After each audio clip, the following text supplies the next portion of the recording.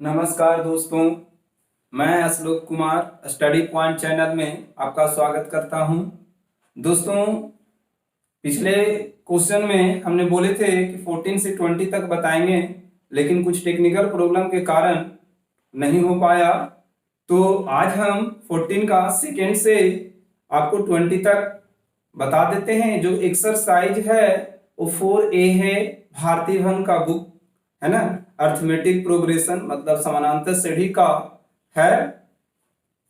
दोस्तों, question number 14 का second, समानांतर श्रेणी की 4 लगातार संख्याएं ज्ञात कीजिए जिनका योगफल 50 एवं तथा उनमें महत्तम लघुत्तम का 4 गुना है ना।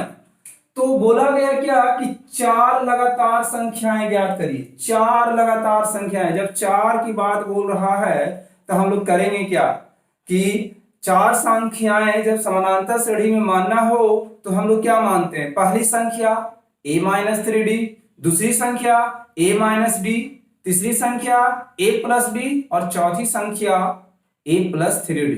ठीक है, तो हम लोग करेंगे क्या, यहां से मानेंगे, माना कि समानांतर श्रेणी की पहली संख्या हम लोग क्या मानेंगे, a-3d, दूसरी संख्या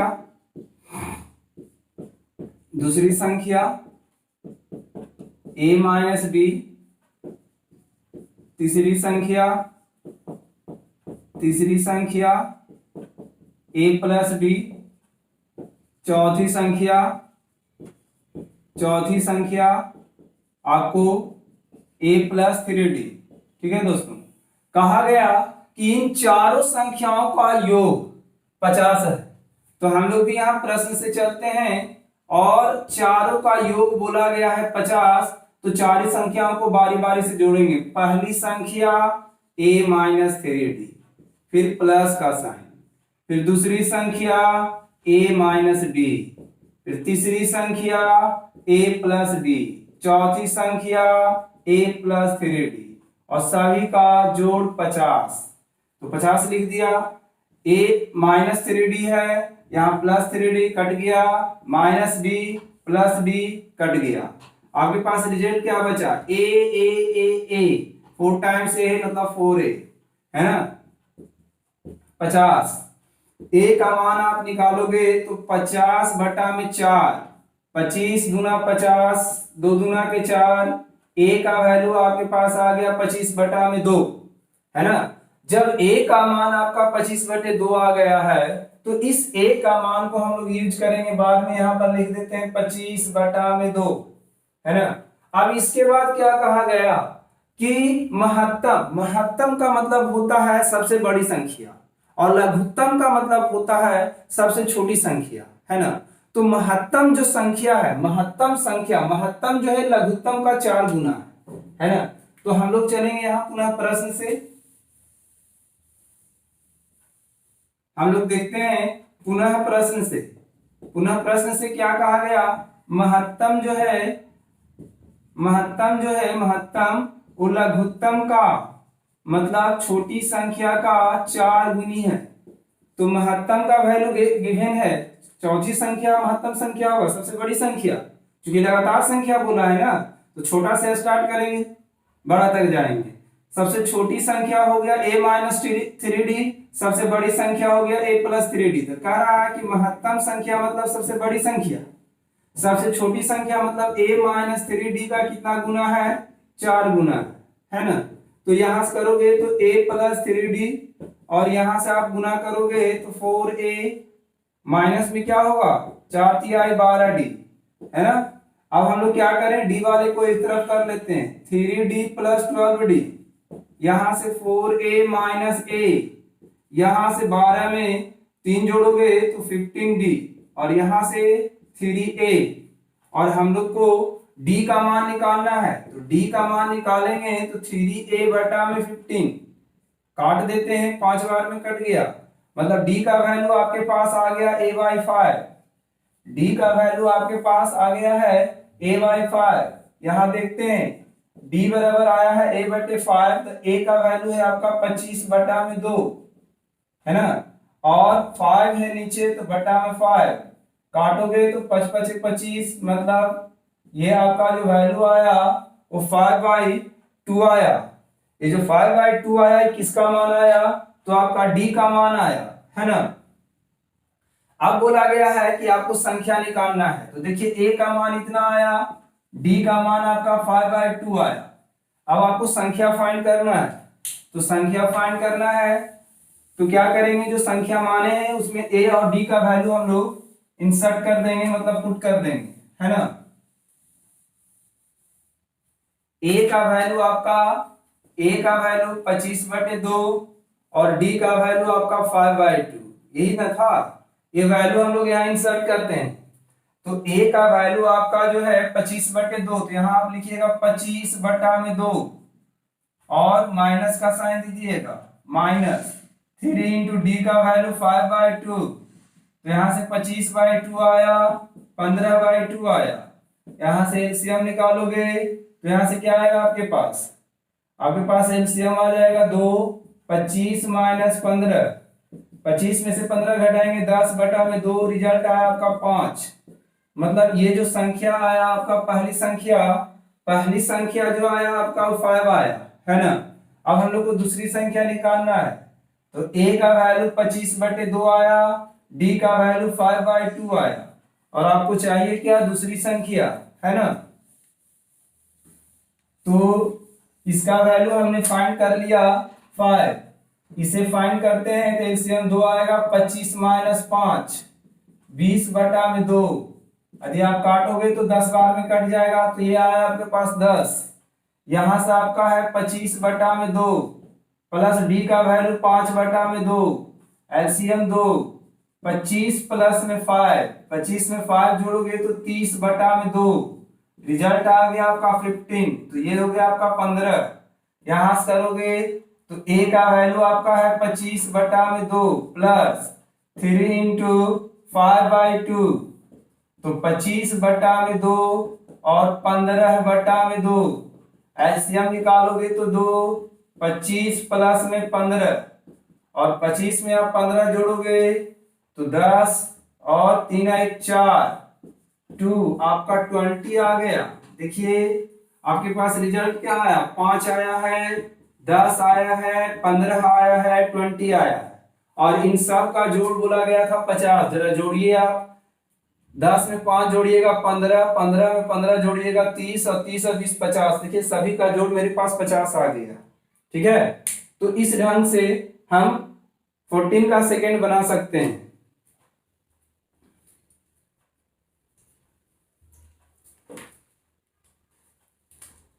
अब जरा हम लोग देखते हैं दोस्तों क्वेश्चन नंबर 15।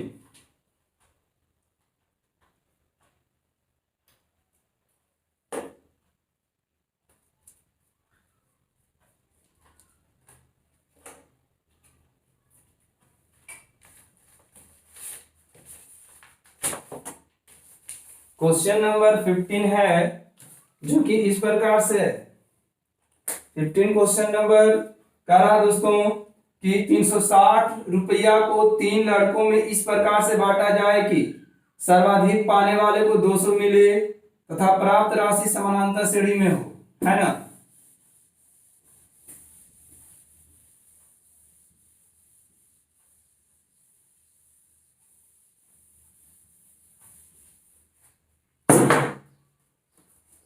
क्वेश्चन है दोस्तों 15, कह रहा 360 रुपया, 360 रुपया को 3 लड़कों में इस प्रकार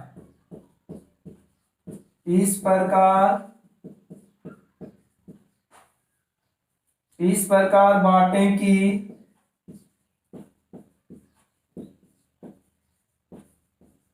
सर्वाधिक पाने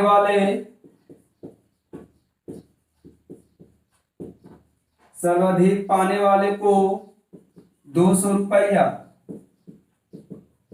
रुपया मिले, 200 रुपया मिले और प्राप्त राशियां समानांतर श्रेणी में हो, और प्राप्त राशियां समांतर श्रेणी में हो।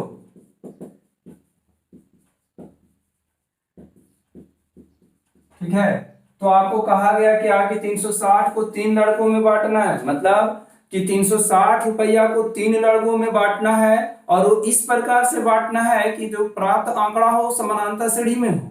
इसका मतलब क्या करना पड़ेगा कि आपको समानांतर श्रेणी में 3 भाग में बांटना। तो माना कि पहला भाग, दूसरा भाग, तीसरा भाग, तो 3 भाग के लिए बात कहा गया। तो हम लोग यहां से लिखेंगे माना कि पहला भाग या पहला लड़का को पहला भाग लिख देते हैं। पहला भाग क्या हो गया आपका? पहला भाग आप मान लीजिएगा a माइनस बी। दूसरा 3 भाग में इसको बांटना है, दूसरा भाग a और तीसरा भाग आपका आ गया a प्लस बी। यही ना 3 संख्या, 3 लड़का मतलब 3 संख्या समानांतर श्रेणी में, और तीनों को कितना करा 360 ही को ना 3 भागों में बांटना है। इसका मतलब क्या कि तीनों का जोड़ 360 है ना। तो a माइनस डी पहला भाग, दूसरा भाग, तीसरा भाग और तीनों का जोड़ 360 है ना। तो d से d तो आपका खत्म, चूंकि एक प्लस एक माइनस में है, तो 3a बराबर में आ गया 360। तो a का मान निकालोगे तो 360 बटा में 3, 12 तिया आपका 36, मतलब a का वैल्यू जो आ गया 120 आ गया। ठीक है, अब आपके पास a का मान आ गया 120। कहा सर्वाधिक पाने वाला जो लड़का है उसको जो मिल रहा है वो कितना मिल रहा है? 200 रुपया। तो सर्वाधिक मतलब सबसे ज्यादा जिसको मिला, तो सबसे ज्यादा तीसरा भाग ना। तो a प्लस डी जो कि सर्वाधिक पाने वाला लड़का है उसको मिल रहा है 200 रुपया, है ना। और a का मान आपका यहाँ आया है 120, तो 120 प्लस डी, 120 प्लस में डी, तो यहाँ कितना आएगा? यहाँ आएगा 200। तो यहां से करोगे तो d का वैल्यू 200 माइनस 120, जब आप इसे घटाओगे तो d का वैल्यू आपके पास आ गया 80, है ना। तो पहला लड़का को कितना मिलेगा? पहला लड़का जो a माइनस डी ले रहा है, तो a का वैल्यू 120 आया और माइनस 80 करोगे तो पहला लड़का को मिला 40। दूसरा a है, दूसरा भाग a है, तो दूसरा लड़का को कितना मिला? तो a का वैल्यू 120, a का वैल्यू 120। तीसरा लड़का को क्या मिल रहा है? तो a plus d, a plus d मिल रहा है ना। तो तीसरा लड़का को a प्लस डी मिल रहा है, तो a का वैल्यू 120 है और d का वैल्यू आपका कितना है? तो 80 है। और जब आप 120 में 80 को जोड़ोगे तो आपको मिल जाएगा 200। तो ऐसे भी बोला था कि तीसरा लड़का को 200 रुपया मिले। ठीक है, तो मिल भी रहा 200 रुपया। इसका मतलब इसको सबको आप जोड़ के देख लो और जोड़ने के बाद 360 आ जाना चाहिए, है ना। अब जब आप इसको जोड़ोगे तो पहला भाग आया है 40, दूसरा 120, तीसरा 200। 40 में 120 को ऐड करोगे तो 160 प्लस 200 360। इसका मतलब जो हमने बनाया है वो सही है। तो इसको हम क्या लिखेंगे? पहला भाग 40, दूसरा भाग 120 और तीसरा भाग 200। देखिए बट गया 3 भाग में। ठीक है, अगला क्वेश्चन नंबर हम लोग देख लेते हैं 16।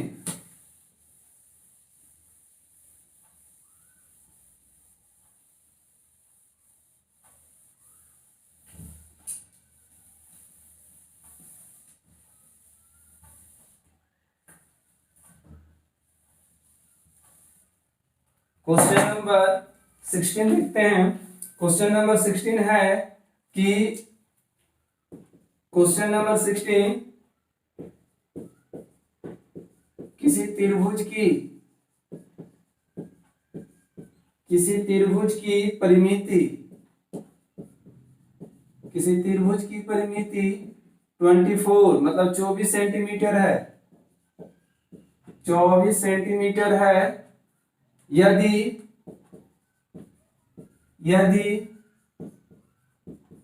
भुजाओं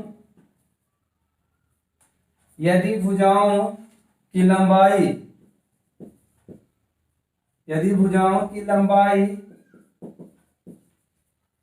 समांतर श्रेणी में हो तो, समांतर श्रेणी में, समांतर श्रेणी में हो, एवं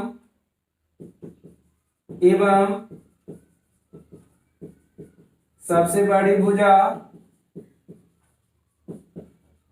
एवं सबसे बड़ी भुजा सबसे छोटी भुजा से,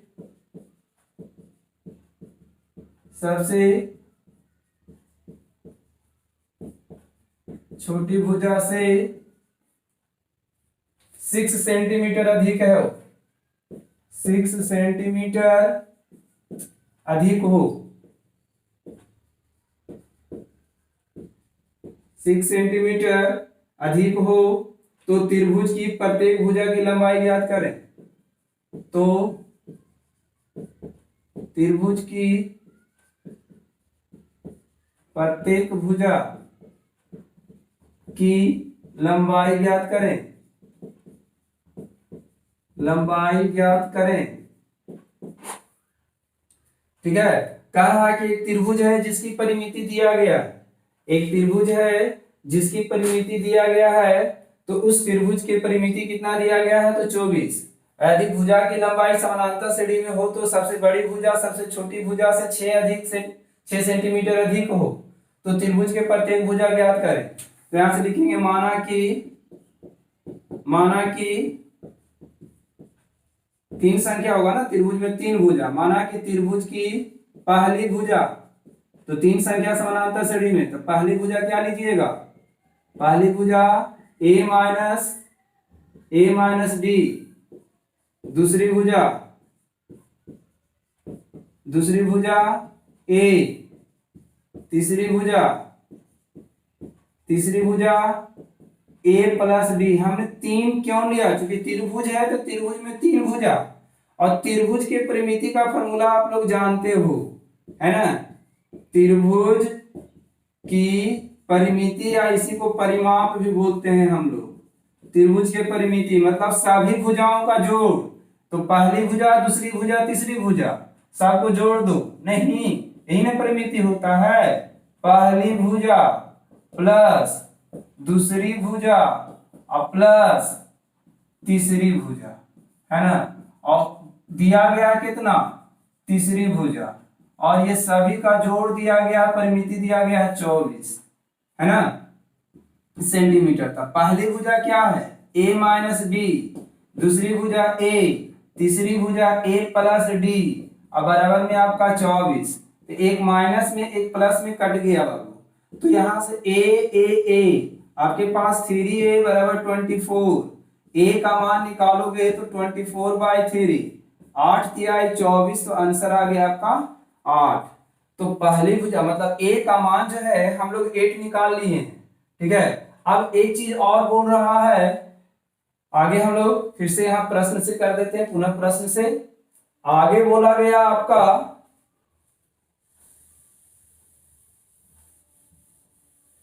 a का वैल्यू आपके पास आया है, a का वैल्यू आपके पास आया है, a बराबर आया 8। चलिए a का वैल्यू आपने फाइंड कर लिया 8। अब पुनः प्रश्न से क्या बोला गया, पुनः प्रश्न से बोला गया है कि सबसे बड़ी भुजा, तो सबसे बड़ी भुजा यही ना, तीसरी भुजा, तो सबसे बड़ी भुजा जो है सबसे छोटी भुजा से, सबसे छोटी भुजा a माइनस डी से 6 अधिक है, यही ना बोला गया था।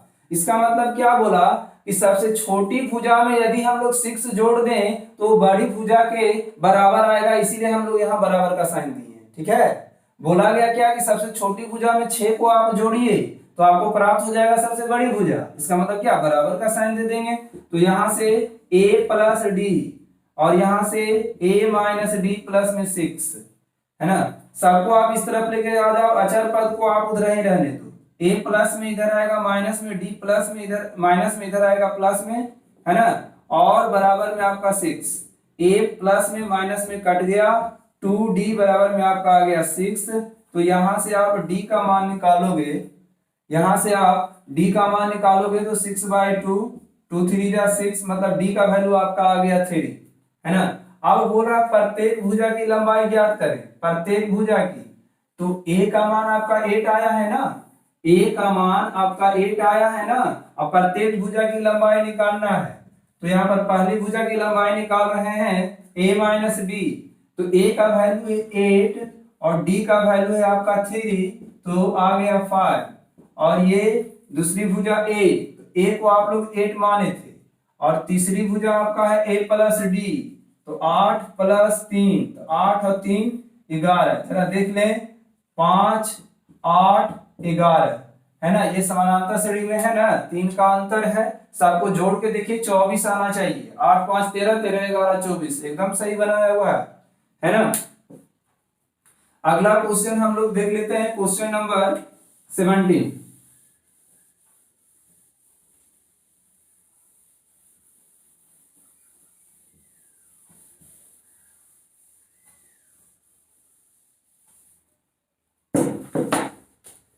क्वेश्चन नंबर 17 है कि किसी चतुर्भुज के कोण समानांतर श्रेणी में हो।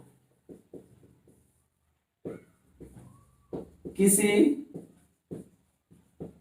चतुर्भुज के कोण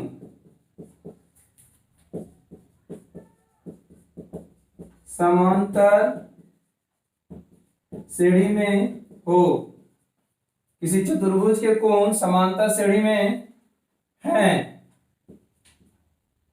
ना, समानांतर श्रेणी में है, यदि इनमें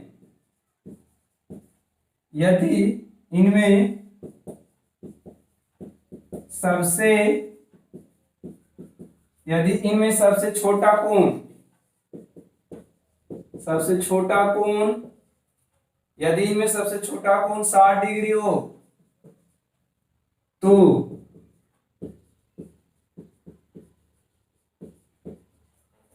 चतुर्भुज का सबसे बड़ा कोण ज्ञात कीजिए।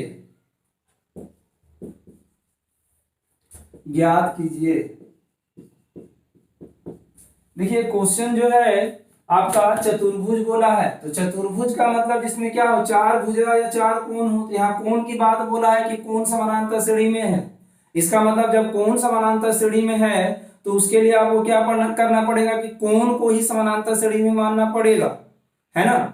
तो हम लोग क्या मानेंगे, चूंकि चतुर्भुज में 4 भुजा और 4 कोण होता है, तो यहाँ पर 4 की ओर इशारा किया जा रहा है ना, कि 4 संख्या समानांतर श्रेणी में है। आपको यहाँ पर बताया नहीं गया कि 4 संख्या, लेकिन आपको समझना है, चूंकि चतुर्भुज है तो चतुर्भुज में तो आपको समझना पड़ेगा ना कि चतुर्भुज में 4 भुजा होता है और 4 कोण होता है। तो जब कोण की बात बोला गया कि कोण समानांतर श्रेणी में हो, इसका मतलब क्या कि चारों कोण को मानना पड़ेगा ना। तो 4 कोण मानेंगे, तो हम लोग सबसे पहले पहला कोण मानते हैं। चतुर्भुज का पहला कोण क्या आएगा बाबू आपका, पहला कोण चूंकि 4 संख्या है तो a माइनस 3d है ना। दूसरा कोण की बात करें, दूसरा कोण क्या आएगा, a माइनस बी। तीसरा कोण a प्लस बी। और चौथा कोण है ना, चौथा कोण की बात किया जाए तो a प्लस 3d। और आपको एक चीज पता है कि चतुर्भुज के चारों कोणों का जोड़ कितना डिग्री के बराबर होता है, तो 360 डिग्री के बराबर होता है ना। तो यहाँ पर कोई मैसेज भी नहीं दिया गया है कि 360 डिग्री कहीं पर लिखा हुआ है। तो ये बात आपको पता होना चाहिए कि चतुर्भुज के चारों कोणों का जोड़ 360 डिग्री के बराबर होता है। इसका मतलब क्या होगा, यहां से लिख देते हैं, चूंकि हम जानते हैं कि चतुर्भुज के चारों कोणों का जोड़ 360 डिग्री के बराबर होता है, ठीक है। तो 360 डिग्री के बराबर करेंगे, इसका मतलब हम लोग चलते हैं प्रश्न से क्या करेंगे कि यहां पर करेंगे पहला कोण प्लस दूसरा कोण प्लस तीसरा कोण प्लस चौथा कोण। और चूंकि चतुर्भुज है तो चतुर्भुज के चारों कोणों का जोड़ 360 डिग्री के बराबर, इसलिए 360 डिग्री। तो पहला कोण आपका क्या आ गया, a माइनस 3d। दूसरा कोण क्या आया, a माइनस d। तीसरा कोण a प्लस d। चौथा कोण आया आपका ए प्लस 3d और सभी का ऐड आ गया 360 डिग्री।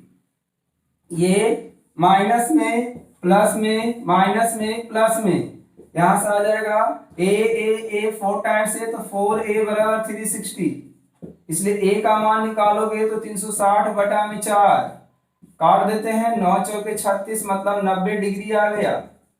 तो a का वैल्यू आपका 90 डिग्री आया है, तो a बराबर आपका 90 डिग्री आया है। तो अब यहां से एक बात और बोला गया है कि यदि इनमें से सबसे छोटा कोण 60 डिग्री हो, सबसे छोटा कोण मतलब पहला कोण चूंकि समानांतर श्रेणी में है तो छोटा से ही स्टार्ट होता है ना बड़ा तक, तो सबसे छोटा कोण बोला गया। इसका मतलब क्या कि सबसे छोटा कोण मतलब पहली कोण, तब पहला कोण कितना दिया गया है 60 डिग्री। प्रश्न से क्या बोला गया, सबसे छोटा कोण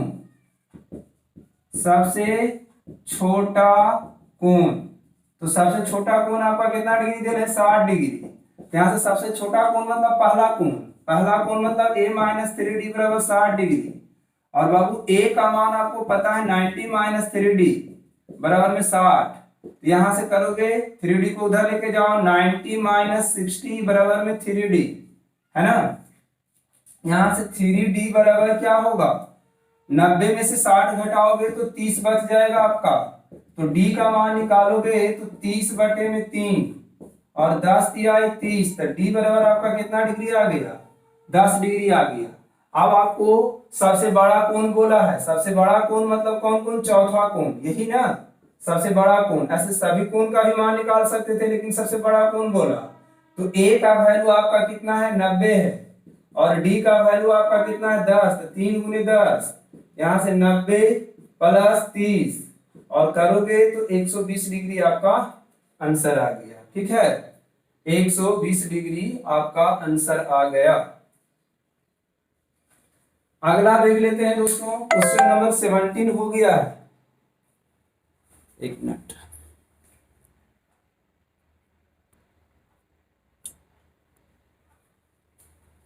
क्वेश्चन नंबर 17 हो गया है। क्वेश्चन नंबर हम लोग 18 देखते हैं।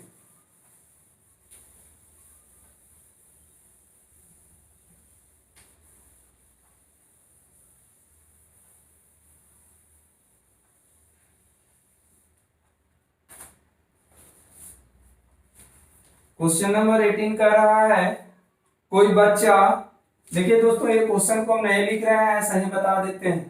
कह रहा है कोई बच्चा जो है क्या कर रहा है, प्रथम सप्ताह में 5 रुपया बचाता है, मतलब पहला सप्ताह में कोई बच्चा 5 रुपया बचाता है, उसके बाद वह साप्ताहिक बचत 1.75 है।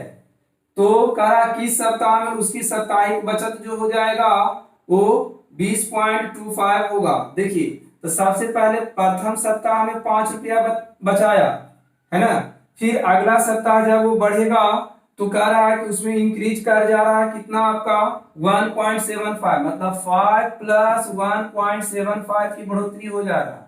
इसी ढंग से ये आगे बढ़ते जाएगा है ना। इसका मतलब क्या कि पहला सप्ताह में इतना, दूसरा में इतना, तीसरा में 5 प्लस 1.75 प्लस 1.75 है ना। इस ढंग से वो बढ़ते जा रहा है, मतलब तीसरी सप्ताह की बात करेंगे तो इतना तो उसको होवे किया 5 प्लस 1.75 और फिर में 1.75 बढ़ जाएगा। मतलब आप देख लीजिए अंतर कितना का आ रहा है, अंतर आपके पास आ रहा है कितना का, तो अंतर आ रहा है आपका 1.75 का। तो कह रहा है कि किस सप्ताह में उसकी साप्ताहिक बचत, लास्ट में ये साप्ताहिक बचत दिया गया है टोटल कितना 20.75। कह रहा वह कौन सा सप्ताह होगा जिसमें उसका टोटल बचत जो हो जाएगा इतना हो जाएगा। तो यहां से पहले सप्ताह में इतना कमाया, दूसरा में इतना, तीसरा में इतना, इसका मतलब लास्ट में कह रहा कि ये एनवा पद दिया गया है कि किस सप्ताह में, मतलब वह कौन सा सप्ताह होगा जिसमें उसको इतना रुपया मिला होगा है ना। तो मान लेते हैं कि एनवा सप्ताह है, तो ये ए का मान आपका 5 आया, डी का मान इसमें से घटाओगे इसको तो 1.75 है ना, और टीएम का वैल्यू दिया गया 20.75 है ना, और एन जो है एनवा सप्ताह में उसका जो है इतना रुपया वो कमा लिया है ना।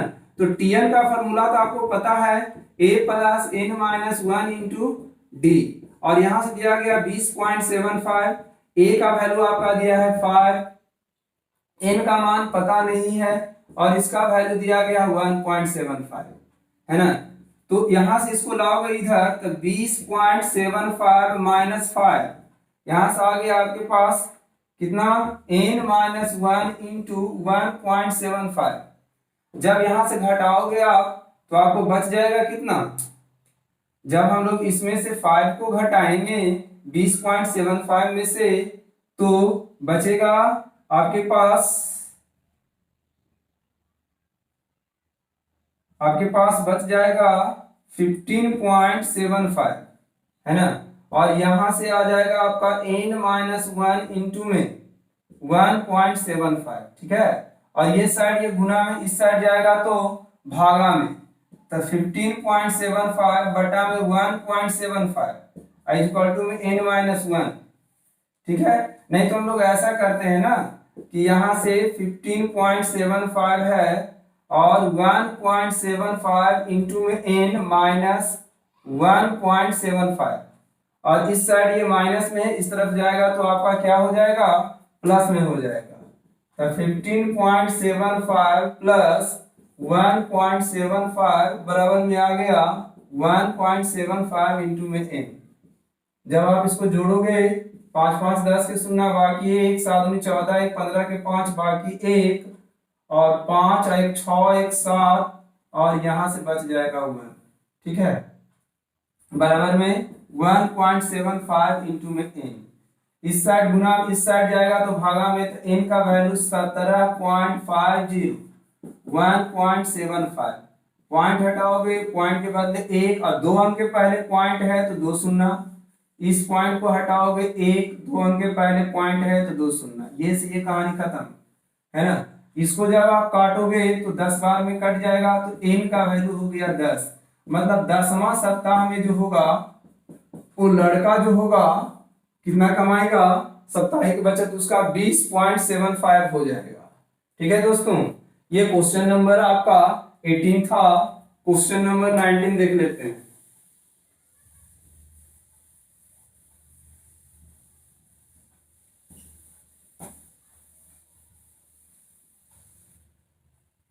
क्वेश्चन नंबर हम लोग 19 देखते हैं। 19 कह रहा है कि एक व्यक्ति जो है 1995 में किसी नौकरी पर 5,000 रुपया प्रति वर्ष वेतन पर लगा। प्रत्येक वर्ष में उसे 200 रुपया की वृद्धि हुई।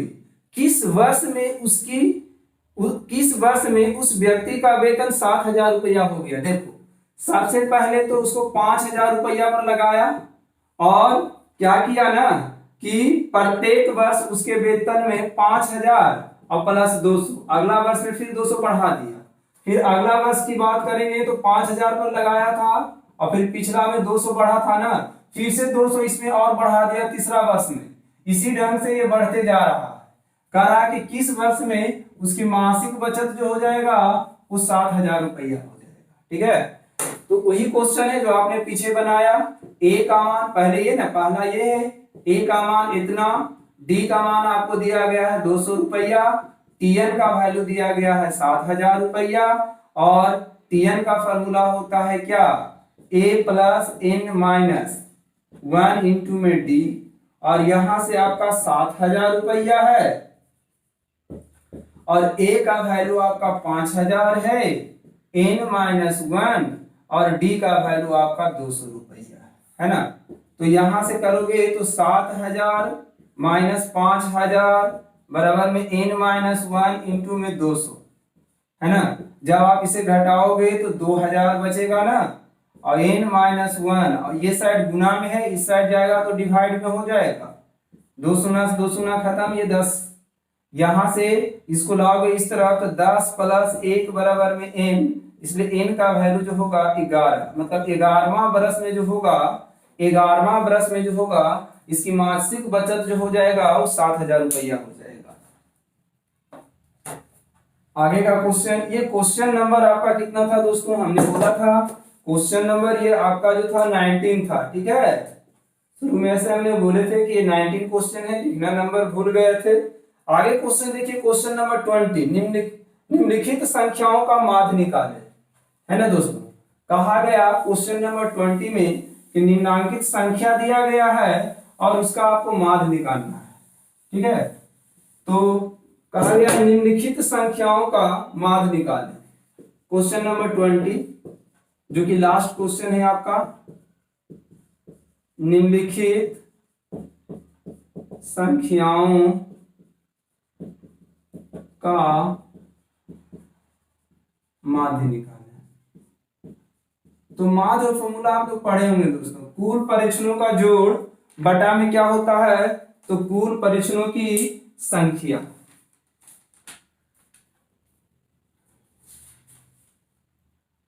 कुल परीक्षणों का जोड़ बटा में कुल परीक्षणों की संख्या, है ना। पहला क्वेश्चन कहा गया है, पहला का 20 का पहला बोला गया 17 और 19, तो इसका माध्य निकालना है। तो ये कितनी संख्याएं हैं, दो संख्या ना, एक तो 17 और दूसरा 19, तो दोनों को पहले आप जोड़ दीजिए। माध्य फॉर्मूला होता कुल परीक्षणों का जोड़, तो कुल मतलब दोनों को जोड़ेंगे और कुल परीक्षणों की संख्या, तो परीक्षण के वो एक और एक मिला के वो दो, है ना। तो बस इसको जब आप जोड़िएगा तो जोड़ने के बाद आपका जो रिजल्ट आ जाएगा 26/2 और काटिएगा तो 13, यही आपका आंसर आ गया। ठीक है, इसका दूसरा क्वेश्चन भी है दोस्तों, दूसरा है -3 और 15, इसका भी आपको माध्य निकालना है। तो क्या करोगे, -3 में 15 को जोड़ के 2 से भागा, कुल परीक्षण मतलब दोनों को जोड़ा और 2 गुना है तो 2 से भागा, और यहां से 12/2, चूंकि एक प्लस एक माइनस में तो घटेगा लेकिन प्लस वाला बड़ा 12, 6, ये आंसर आ गया, है ना। तीसरी की बात करते हैं, तीसरा बोला गया है 1/3 और 1/8, है ना। तो 1/3 इसका माध्य निकालोगे, जब आप इसका माध्य निकालोगे तो 1/3 प्लस 1/8 और पूरा के बटा में 2, एलसीएम निकालोगे तो 24 आएगा, इंटू में नीचे 2 है ना। 8 तिया 24, 8 और 3, तो 8 3 11 बटे 24 दुना के 48, है ना। एक इसका और क्वेश्चन है, उसे भी हम लोग देख लेते हैं। चौथा क्वेश्चन,